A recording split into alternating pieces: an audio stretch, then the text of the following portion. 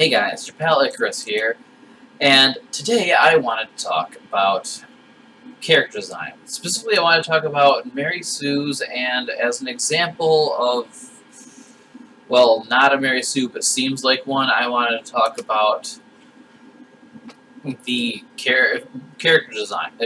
One of my own characters, in fact, the very one that I decided I want to take the name of for my YouTube alias.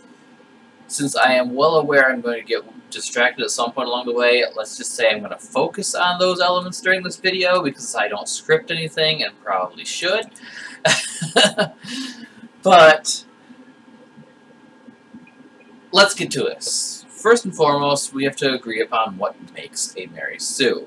Everyone is just probably groaning at this point, like everyone knows Mary Sues are these grossly perfect, flawless. Everybody likes them. They're never wrong, and anyone who doesn't like them is one of the bad guys. Obviously, yeah, that pretty well summarizes all the traits of a Mary Sue. But what actually makes them one? Well, there's also the fact that the plot kind of bends around them rather than them existing to serve the plot like a normal character would, and they never have to go through any kind of growth, and haha, gotcha right there. There's the point I was aiming for when I started this rambling. They never have to go through any growth. That is pretty much the core for the Mary Sue, that they don't have to grow or change or adapt in any way to fit the story, because the story is always going to adapt to whatever they're naturally good at, or they're just naturally good at everything, so it doesn't matter, because they're just going to overcome it without actually having to do anything. Yeah, that's pretty much the crux of what makes a Mary Sue. But the reason why I was going to bring up one of my own characters is because I wanted to get into the why. Why don't they have to grow? Why are they always these stagnant, uninteresting characters? And what could be done to change that? What could be done to fix that? Well, there are a number of reasons behind why a character would show no growth in a story, and some of them are perfectly reasonable without even making them a Mary Sue character. The best example, at least for my own characters who have been accused of being Mary Sues, or Gary Stews if you insist upon the gender pronoun matching the character, is that they simply are at what should be the end of their story. They've already reached the point where their story is not interesting enough to continue to tell anymore. And I've beaten a dead horse. I've played a character long after they've been done being interesting, after they've gone through every bit of character growth they possibly could. And that's the case with one of my characters that was one of my favorite characters for the longest time, Creed Italia, that I don't want to talk about him right now. He was my favorite for a while. He was a favorite of a number of my friends that I roleplayed with for a while. But I want to talk about Icarus. And with him, I've basically treated each roleplay with him as its own kind of separate universe to avoid that problem. So I could reset him back to a point before he went through all the growth he needed. Because I enjoyed playing him so much, even if it might get stale for, well, I'm the only person who gets stale for, because I'm not necessarily playing him with the same person every time. It's a new person interacting with and experiencing the same world, same growth that Icarus would have to go through to become what is essentially his best self. Now, obviously, there are also the Mary Sues out there that exist in their pure, perfect state, not necessarily because they have already been through all their character growth, but because they're just written already into that state due to people just wanting a power fantasy, or a perfection fantasy, rather. And those ones I can't defend at all. But in cases like Creed and Icarus, it's just a matter of them reaching the end of their story. And people still trying to force them into use after they're no longer useful, no longer interesting to follow. So on that note, let's go ahead and sidetrack to talk about Icarus a bit. I might end up talking about other characters because I get even further sidetracked a lot. And I will never stop apologizing for that, but It's a habit that's probably never going to go away, no matter how hard I try. Now, you notice I'm thieving here on RuneScape, kind of to set the theme here, because that is what Icarus is at the base point where I start playing him in most stories, is just a simple thief. But before that, in the backstory, let us start from his beginning, even though it's information that someone new role-playing with me playing Icarus would not notice, would not even have the opportunity to notice until a long, long time in the future. Because he doesn't necessarily go into immediate exposition like a lot of edgy characters do, or unless he's forced to, unless someone asks him and prods the subject.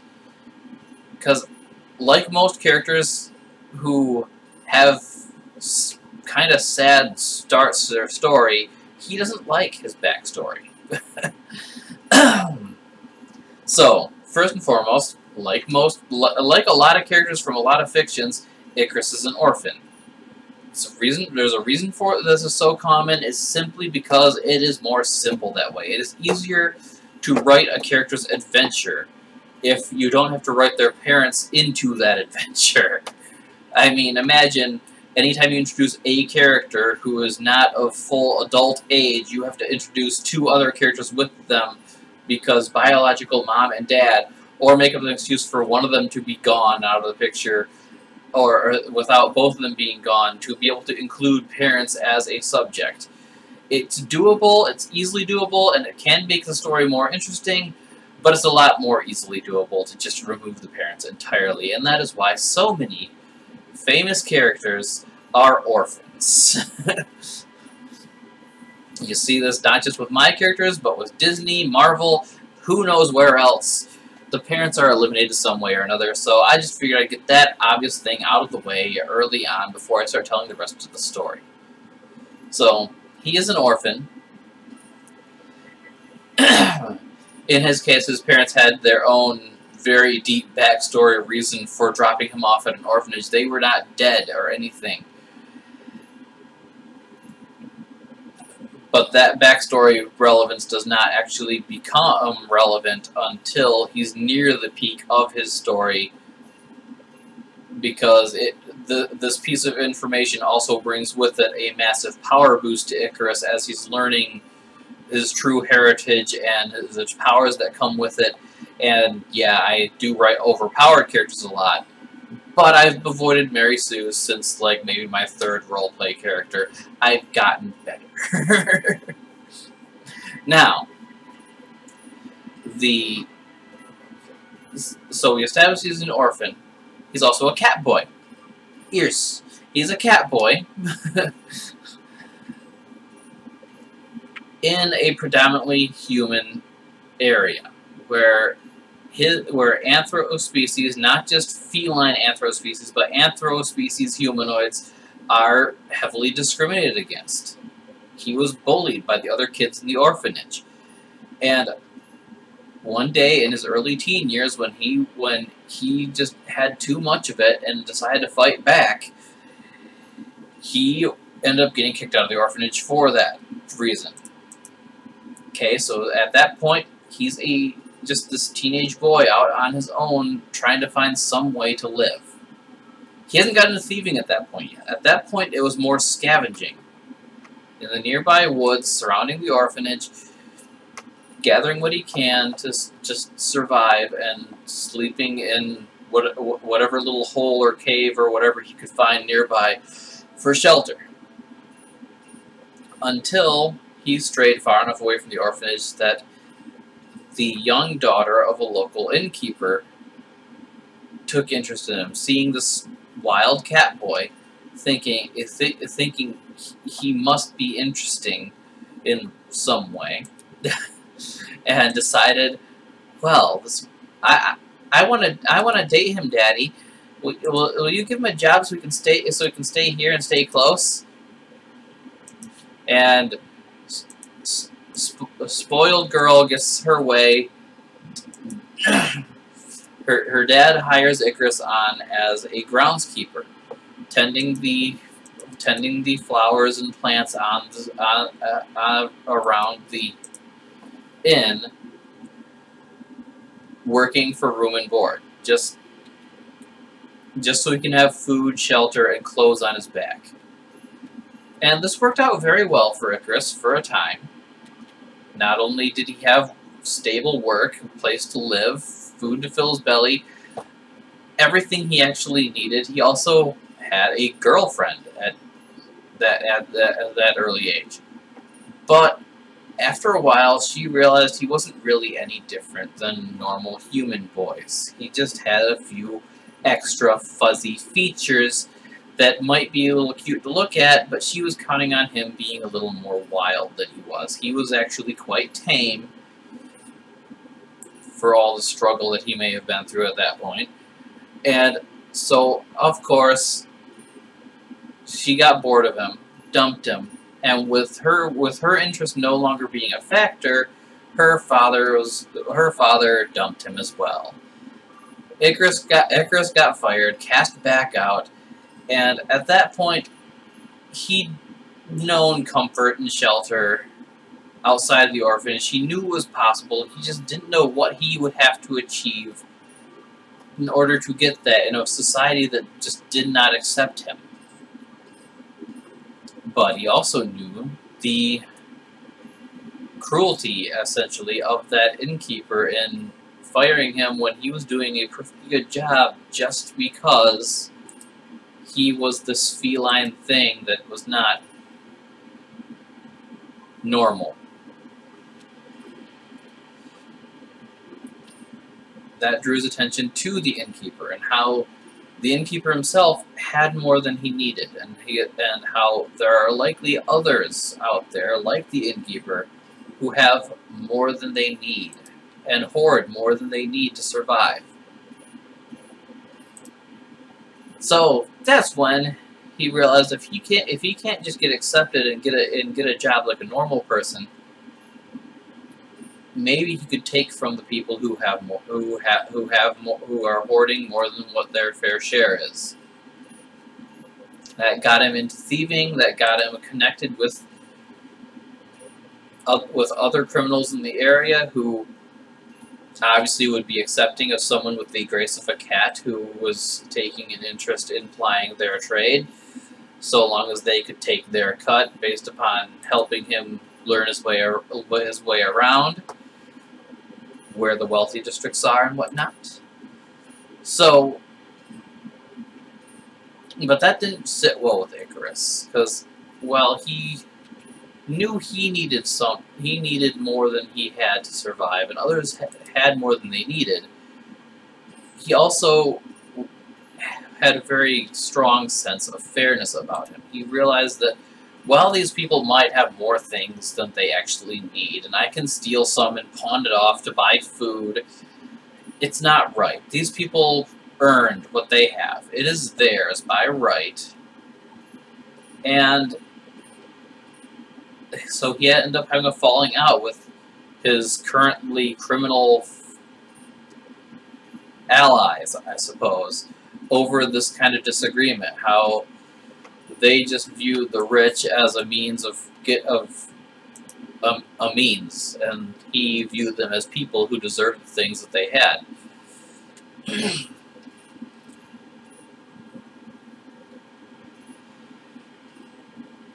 So he went off on his own and started his own kind of pattern that ended up earning him the nickname the IOU Bandit. See, he would steal something of value that looked unnecessary, like a piece of jewelry from a wealthy person, would pawn it, and then he would find a way to make some money off of that money. Obviously, it's from gambling. You could gamble on feats of dexterity and agility, like darts and whatnot, and pretty well have a sure win. In the process of this, he also ended up learning to play cards and learning to cheat at cards. I said he had a sense of fairness, but that even the best sense of fairness is going to be flawed to some degree. And he felt as long as he was cheating people who he also knew cheated at cards, he wasn't doing anything necessarily wrong. That's basically the sense of a neutral character instead of a good character. A good character is going to come to a situation without any intention of cheating at all. An evil character is going to come to a situation thinking they'll do whatever it takes to win. And a neutral character will come in with the willingness to stoop to whatever level their opponent might do, but no further. They're not going to be as evil as a straight-up evil character who just wants to win all the time, and they're not gonna hold themselves high and mighty like a true goody two-shoes. Anyway, after that tangent, back to Icarus. So we got him to a point where he is still stealing and pawning people's goods for money, but then he turns around, makes more money off of that money, and once he's sure he's got enough to live off of for a little bit, he would go and buy back the pawned item, hoping it was still in this pawn shop. A lot of pawn shops will actually do a sort of retainer period where the item doesn't go on public sale for a short period of time and is just kind of used as collateral for more or less a loan. But that retainer period is usually really short, like a week at best. And so Icarus had that amount of time to make some money off of the money he got from pawning the piece of jewelry. He'd buy it back and sneak back in and steal it. In the meantime, when he stole it in the first place, he would have left a note signed the IOU Bandit with a list of anything and everything that he had stolen, as well as a promise to have it back within a week, and an apology for having taken it in the first place. He was very polite, very sweet, and people don't tend to like sweetheart characters, especially if they're male sweetheart characters. But I digress. That's the status he starts in most role-playing scenarios. In a lot of them, I will also include a brief bit where he was employed by a carpenter an elderly carpenter who had taken pity or interest in Icarus and decided to apprentice him, which drew some rage from the carpenter's son, and the carpenter would have eventually simply died of natural causes because he was old, and the son took over the business, at which point Icarus get fired again, which is all sad, and I want to see what that person is wearing. Sorry. Werewolf mask, huh? That's interesting. Okay, back to the story. Well, actually, we already reached the current point of the story. Where I start each RP, Icarus is just a Catboy thief. Somewhere along the way, he also discovers that he does have some degree of magical powers, but all he knows of his magical ability is the ability to conjure and manipulate balls of light, which, well, I would argue an interesting power is not a terribly useful one if your profession happens to be thievery and gambling. Now, the point at which Icarus goes straight from being just a thief to overpowered Mary Sue territory is when he eventually learns of his family heritage, learns that his family are originally from hell, with being crossbred with a fallen angel, and that his light powers are actually the divine light of heaven. That is extremely rare for any creature of demonic origin to wield. But that point generally doesn't happen in most situations where I've roleplayed Icarus, simply because no one has the patience to put up with him during his whiny, scaredy cat, I'm terrified of the world and just trying to get by in it starting point. No one really wants to put up with that. And they accuse him of being a Mary Sue way back at that point, where He is just this sweetheart who's had a hard time his whole life and is struggling to get by. Now, my earliest characters that were in fact Mary Sue's were these magical, overpowered, divine knight type characters who, through some quirk of existence, had power that could rival gods and all kinds of nonsense that I feel so cringy even thinking about nowadays. But everyone sucks at writing when they first start.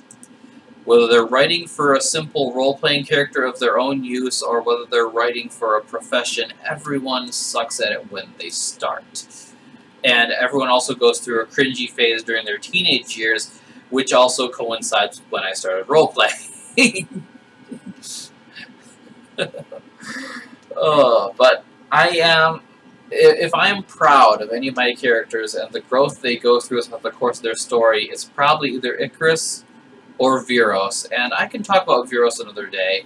I've got a couple friends that I've roleplayed with who, among all of my characters, Viros is their favorite character. Unfortunately, I can't say that about poor little Icarus. He really is, even if not shunned because he's a cat boy, kinda shut out, because nobody as much as people like to say they like a sweetheart, nobody actually likes a sweetheart when it comes to storytelling, because they're so boring. They don't create any of their own drama. They don't do enough things wrong to warrant being mad at them without you being a bad person or you misinterpreting something that they've done. And a lot of people mistake that for Mary Sueism because, well, we're back in that territory where you can't be mad at them without being a bad person, where you can't not like this character. But that can be a part of your own character's character growth, is that initially you wouldn't like this character for some reason, but then you grow to understand them and figure out what they actually are, and what kind of person they actually are, instead of just judging them for their appearance or whatnot. As for Icarus, instead of going for a story based on character growth, I instead went more for a story of trying to make a character a pure-hearted individual whose internal struggle was based off of trying not to let a judgmental and indifferent and uncaring world corrupt him, make him just as cynical and cold-hearted as everyone he's met. So it's a different kind of story that revolves around a character who doesn't actually need to make personality character growth. But it's still a story that could suitably be told. And this was all prompted by overhearing a conversation about the social justice warriors Mary Sue variant that has recently been popping up all over the place. That doesn't have to grow because the world should be adapting to them. And it's like, well, that kind of trope has existed before social justice warriors were such a big thing. And it is very overplayed now, but it can make for an extremely compelling story if instead of centering it around saying the world has to change, you're just centering it around the struggle of the individual trying not to let the world change them. But I've been ranting long enough, and I imagine that there isn't much more worth ranting about on this very subject. I've got a few more topics in mind that I might move on to, but for now, that's it, and I hope you guys enjoyed the video. Thank you all for watching. If you liked it, go ahead, like, subscribe, comment, all the things YouTubers normally ask you to do. Bye-bye.